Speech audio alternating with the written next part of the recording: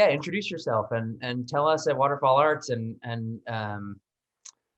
the world, yeah, a little bit about you and your cartoon and teaching history or practice. Well, I've been a full-time cartoonist for over 20 years, but I'm the kid, the little kid that loved to draw, and I never grew out of that. We did a series of cartoon classes at a middle school in October, and it went like wildfire. And I think it's because you're so close to the paper, all you can see is the paper, hear my voice maybe, and everyone's drawing along with me, and it's fundamentally easy to do, uh, but it is all being created live.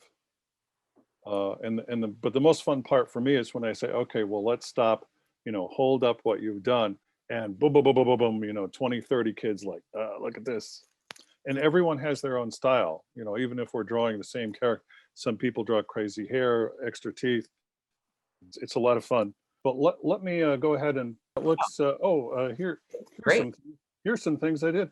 Here's a book that I did the cover, and I got along really well with them. And they said, well, could we do some more drawings on the inside? And this from Dice. I did all the drawings in this book. Is Lobster Therapy, lots of cartoons by my friends and me, available now. These are regular, like comics by me and my friends. Some of these are graphic novelists, New Yorker cartoonists.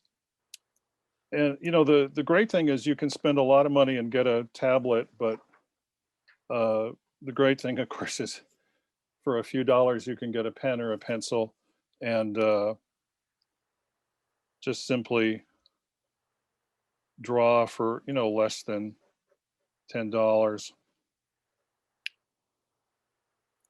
And for me, I always draw fast because I have to draw a lot. Mm-hmm. What I mentioned is I don't recall the cost, but it's pretty inexpensive. Mm-hmm. You can certainly get very nice quality for not much money. Well, I can tell them that anyone can draw, because when I was a kid, I wanted to draw, except I had a problem. I couldn't draw at all.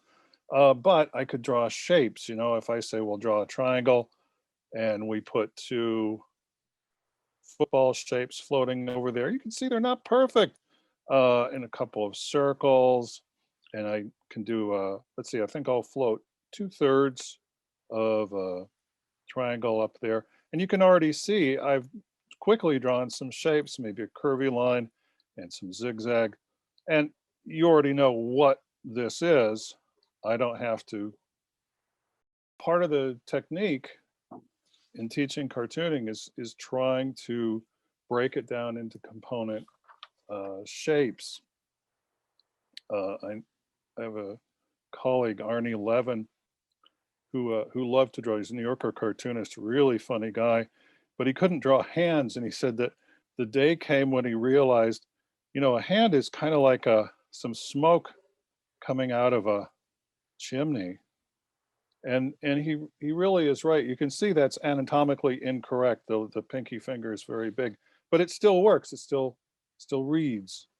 What I want to do is be able to impart a visual vocabulary of some of the things that you can do. So eventually you can tell your own stories and make up your own characters.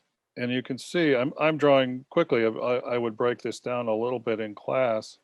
You can see it's just it's fun, it's interesting, and whether your style is cartoony or you like serious superhero or you like manga and anime, by showing you, here's how to draw some hands, some expressions, you too can do this kind of a thing.